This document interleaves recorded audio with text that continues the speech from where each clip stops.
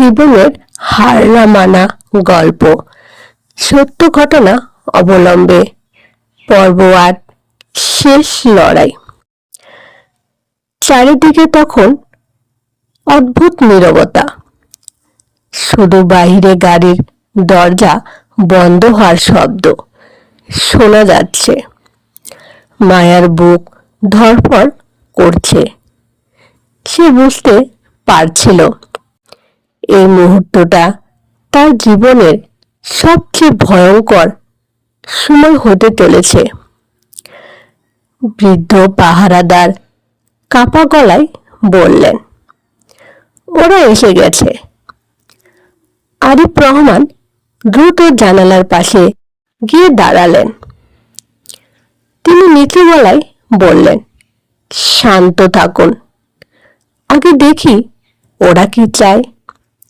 ঠিক তখনই দরজায় জোরে ধাক্কা পড়ল। ধাম ধাম একটা কর্কশ কণ্ঠ শোনা গেল, দরজা খোলো। মায়ের শরীর কেঁপে উঠল। মাহবুব স্যার ধীরে বললেন, কেউ দরজা খুলবেন না। কিন্তু কয়েক সেকেন্ডের মধ্যেই আবার ধাক্কা শুরু হলো। বৃদ্ধ পাহারাদার ভয়ে প্রায় কাঁদতে লাগলেন। আমি বলেছিলাম ওরা আমাদের ছাড়বে না। মায়া তখন নিজের ভয়কে শক্ত করে চেপে রাখল। সে মনে মনে বাবার কথা ভাবল। একজন নির্দোষ মানুষ, যিনি অপবাদ নিয়ে পৃথিবী ছেড়ে চলে গেছেন। আজ যদি সে ভয় পেয়ে পিছিয়ে যায়, তাহলে বাবার সেই কষ্ট কখনো শেষ হবে না। ঠিক তখনই বাহিরে থেকে আবার আওয়াজ এলো, আমরা জানি তোমরা ভেতরে আছো। আরিফ রহমান ফিসফিস করে বললেন, আমাদের পেছনের দরজা দিয়ে বের হতে হবে। সবাই দ্রুত ঘরের পেছনের দিকে এগোলো। পেছনে একটা ছোট দরজা ছিল, যেটা দিয়ে মাঠের দিকে যাওয়া যায়। তারা দরজা খুলে দ্রুত বেরিয়ে পড়ল। চারিদিকে অন্ধকার, দূরে ঝিঝি পোকার ডাক। মায়া দৌড়াচ্ছিল। তার মনে হচ্ছিল এই অন্ধকারের ভেতরেই হয়তো তার ভাগ্য লুকিয়ে আছে। হঠাৎ পেছন থেকে চিৎকার শোনা গেল, ওরা পালাচ্ছে। মায়া পিছনে তাকিয়ে দেখল কয়েকজন লোক তাদের দিকে দৌড়ে আসছে। আরিফ বললেন, দ্রুত। সবাই মাঠ পেরিয়ে গ্রামের ভেতরের দিকে দৌড়াতে লাগলো। অনেক দূরে গিয়ে তারা থামল। মায়া হাঁপাচ্ছিল, তার মনে ভয়, কিন্তু সেই ভয়কে ছাড়িয়ে একটা দৃঢ়তা কাজ করছিল। মাহবুব স্যার বললেন, এখন আমরা নিশ্চিত ওরা সত্যি সত্যটা লুকোতে চায়। বৃদ্ধ পাহারাদার ধীরে বললেন, আমি আর চুপ করে থাকব না। পরদিন সকালে তারা শহরে ফিরে এলো। আরিফ রহমান সিদ্ধান্ত নিলেন, সব তথ্য সংবাদে প্রকাশ করবেন। তিনি বললেন, এখন যদি সবাই সত্যটা জানে, তাহলে ওরা আর কিছুই করতে পারবে না।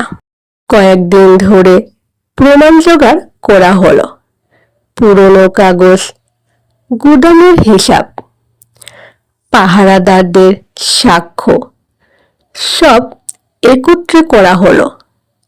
মায়া প্রতিটা মুহূর্তে অনুভব করছিল তার বাবার সম্মান ফিরিয়ে আনার দিন হয়তো খুব কাছে।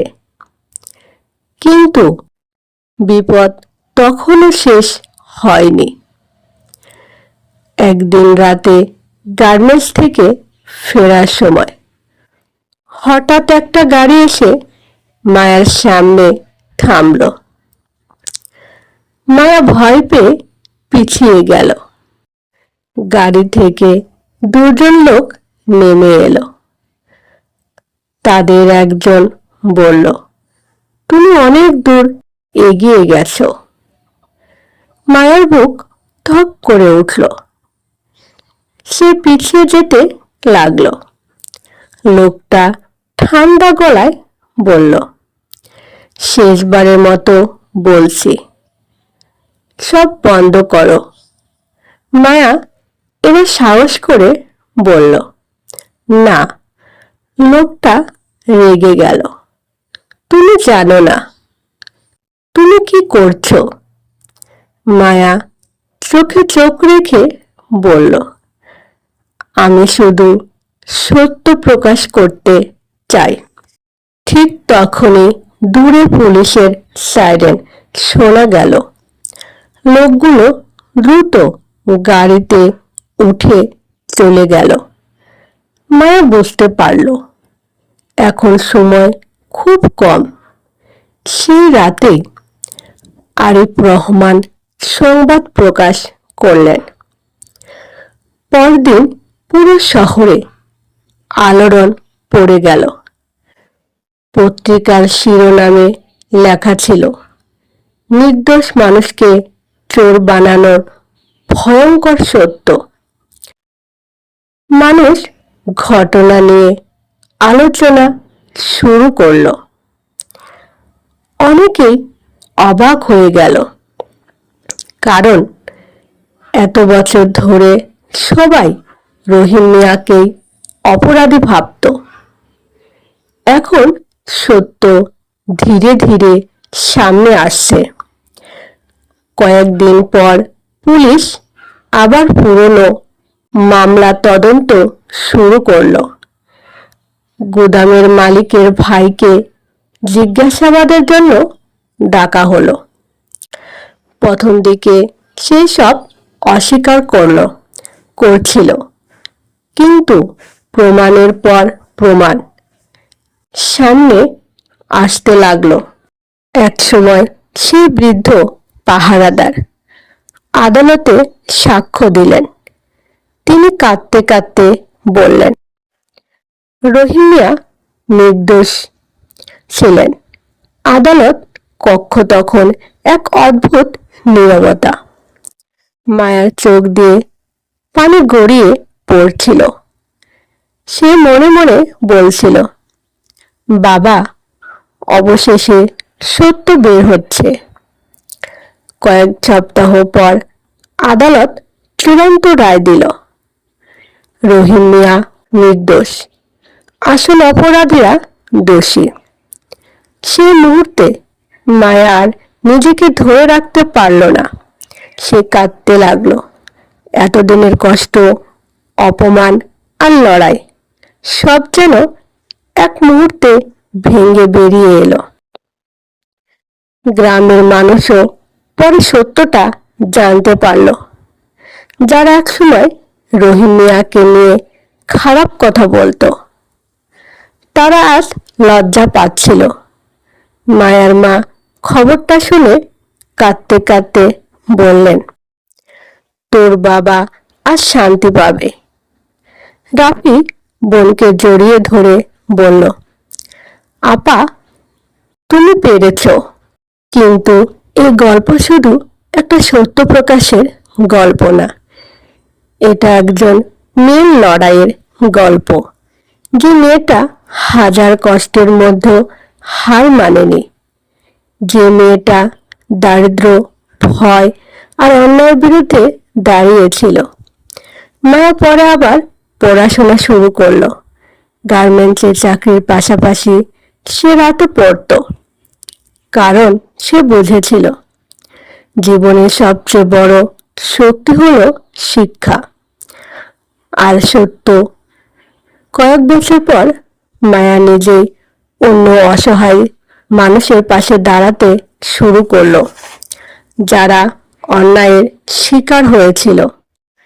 তাদের সাহায্য করত, কারণ সে জানতো অন্ধকার যতই গভীর হোক, সত্য একদিন আলো হয়ে বের হবেই। সত্যকে কখনো চিরদিন চাপা রাখা যায় না। জীবনে কষ্ট আসবে, কিন্তু হার না মানায় আসল সাহস। একজন মানুষের সম্মান পৃথিবীর সবচেয়ে মূল্যবান জিনিস। তো বন্ধুরা, গল্পটি যদি ভালো লাগে তাহলে অবশ্যই চ্যানেলটি সাবস্ক্রাইব করবে, লাইক, কমেন্ট এবং শেয়ার করতে ভুলবে না প্লিজ।